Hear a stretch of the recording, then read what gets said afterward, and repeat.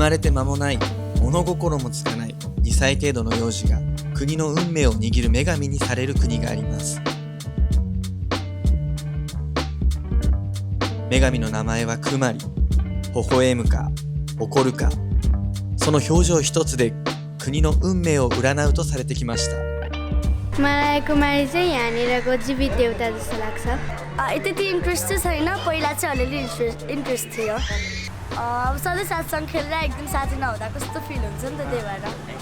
女神になる、その名誉と引き換えに少女は学校にも行けず、家族とも離され、自由を奪われて暮らしています。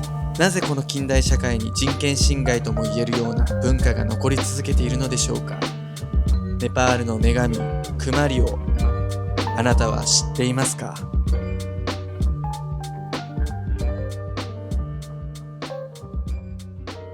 まずはクマリとは一体どういった存在なのでしょうか。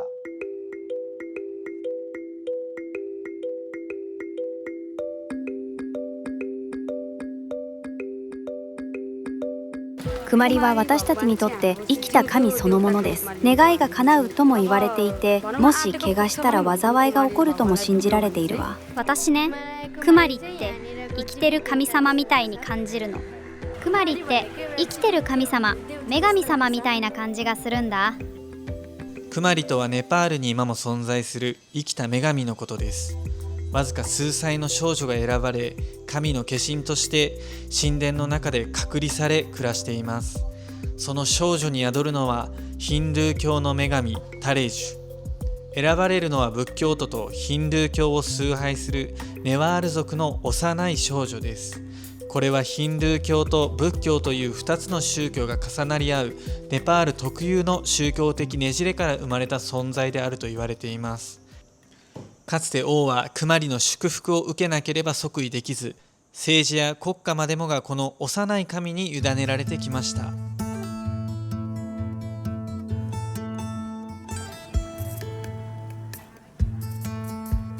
さっき観光ショップ覗いてみたんですけど、クマリがポストカードになってたり人形になってたりしてました。観光のお土産の一部として扱われているみたいです。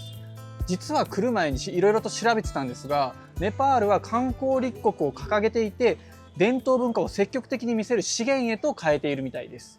その象徴がクマリとしてあるみたいですね。ネパールの国家キャンペーンでも神の少女に出会える国というキャッチコピーとともに、クマリの姿がパンフレットや映像に登場していたみたいです。あそこにある建物って何なんですか？結構観光客多いんですけど。あそこはロイヤルクマリの館です。クマリの館。そうです。あそこにクマリがいるんですか？あの館にはロイヤルクマリが今も住んでいます。しかし実際に会うことはできません。会えません。1年に1回しか見ることはできません。ネパールには他にもクマリがいます。例えばパタンクマリ、パクタプルクマリがいます。こちらも会うのは難しいですが、時間を合わせれば会うことができます。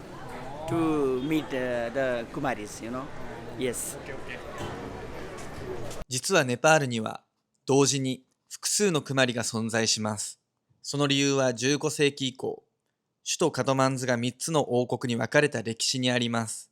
それぞれの王国は自らの権威を示すために女神を祝すクマリを建てました。王権の象徴として始まったその制度は、1769年にマッラ王朝が滅んだ後も地域の誇りと伝統として受け継がれ、今も続いているのです。いろんな人の話を聞いてきたんですけど、クマリは大人にとっては神様で、子供にとっては憧れの存在。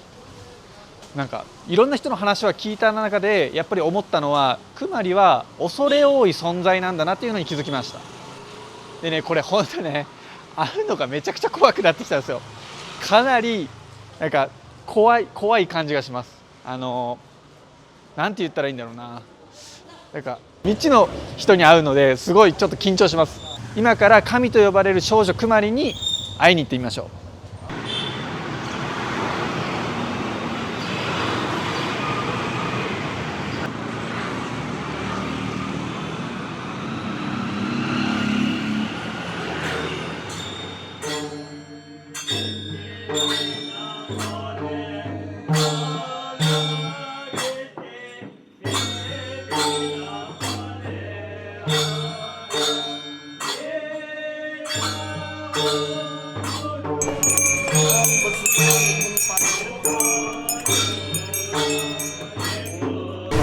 はい、今ですね、クマリがいると言われてクマリガルに来ていますね。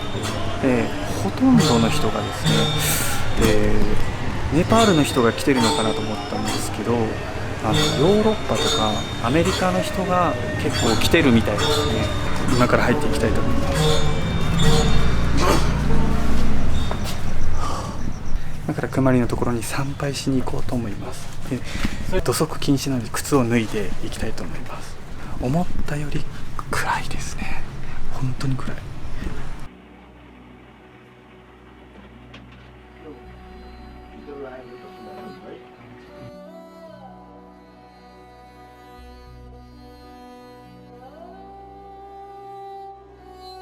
クマリは自分の足で地面を歩くことはありません。地面を不浄と考え、そこを歩けば神聖が失われてしまうと信じられているからです。さらにクマリは感情を表に出してはいけません。神は人間らしい感情を持たない存在とされているためです。微笑めば祝福、無表情は平穏、眉を潜めれば不吉、そして怒りは最悪や死の予兆とされています。参拝者がお辞儀をして足元に頭を下げるのは、女神タレジュが宿る存在としてクマリを敬うためです。果物や花、赤い粉などの供物が好まれ、足元の皿に捧げられます。そしてクマリから品を授かれば願いが叶うとも信じられ、額に押されるティカは特別な祝福とされています。ただしクマリでいられるのは生理を迎えるまで。その瞬間に神聖は失われ、別の少女に役目が交代します。それまでは幼い身であっても生き神としての生活を続けなければならないのです。今ですね、クマリになった少女が日頃勉強しているというところに来ています。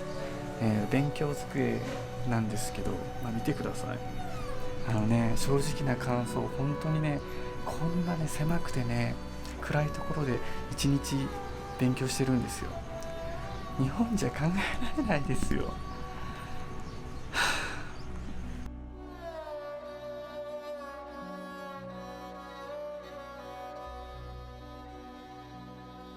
なぜ子供をこのような過酷で孤独な環境に送り込めるのか、お父さんお母さんに話を聞いてみたいと思います。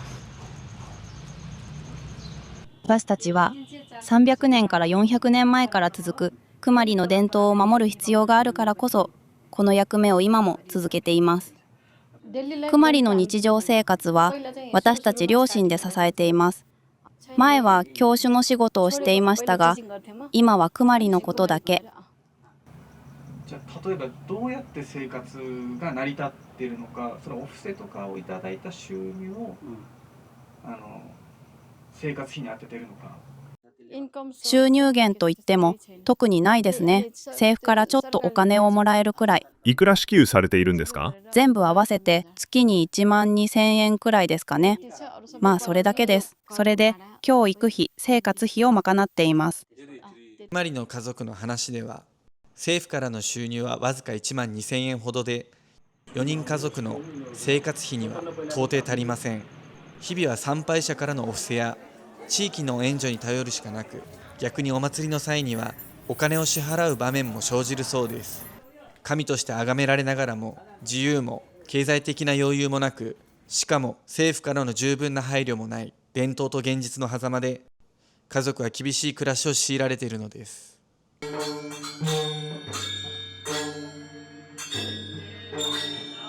実際に神の役目を終えた少女たちは当時をどのように振り返っているのでしょうか。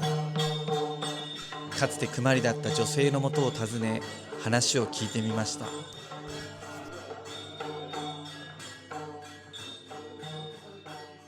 私の名前はスワスティマ・バジャチャリアで23歳です。今はブッダエアで客室乗務員として働いています。クマリに選ばれた時の記憶はあります。全部を覚えているわけじゃないんですけど、覚えていることもあります。初めてクマリになった時、私はすごくラッキーだなって感じました。だって、ほんの少しの女の子しか女神になれるチャンスがないから、神様として生きることができて、私は本当に幸せに思っています。例えば日本で言うと、天皇様って神様って昔は言われてたんですよ。でもあの人たちの生活ってやっぱりいい生活なんですよ。だから僕の考える宗教で扱われる神様っていうのはもっとなんかいいところに住めて、まあそれはロイヤルクマリなのかもしれないんですけど、パターンでも同じような扱いを受けた方がいいんじゃないかって思いますか？それと政府から手当も出ます。時代や状況によって変わってきていて、今のクマリには手当が増えていると思います。元クマリに関しては生涯年金をもらえます。それが一つの利点ですね。どのくらいもらえるの5000円くらいですね。お小遣いみたいなものですね。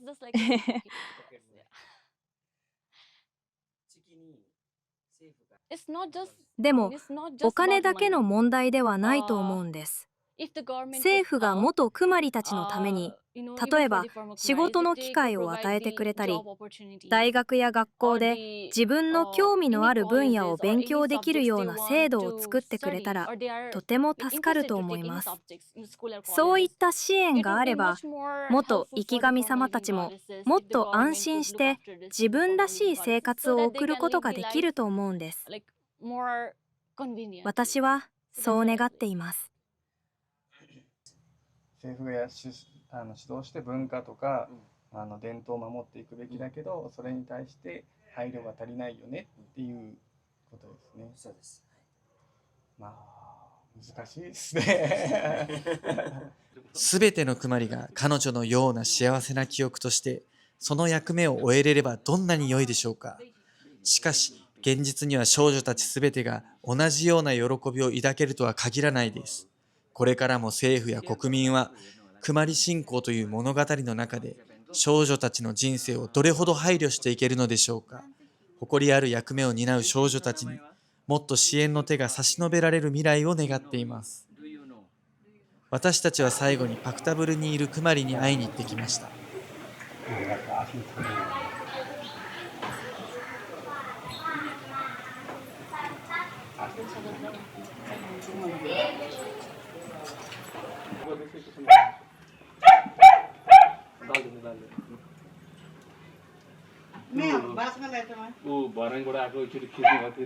パクタブルクマリは最古のクマリとされていて、クマリ信仰の発祥とも言われています。彼女は家族と離れ、この館で寝泊まりしながらクマリとしての役目を果たしています。ただし他のクマリとは少し違います。参拝者が訪れる時だけ神としての役目を果たし、それ以外の時間は学校にも通い、友達と会話しながら日常生活を過ごすのです。神と人との境界を行き来する少女。そんな彼女に日常生活はどうなのか、直接聞いてみました。学校は楽しい？स्कुलमा रमाइलो हुन्छ साथीहरूसँग।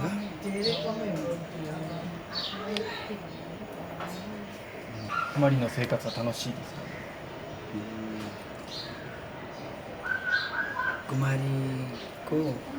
？कुमारी बन्नुभएको तपाईँलाई चाहिँ रमाइलो लागिरहेछ?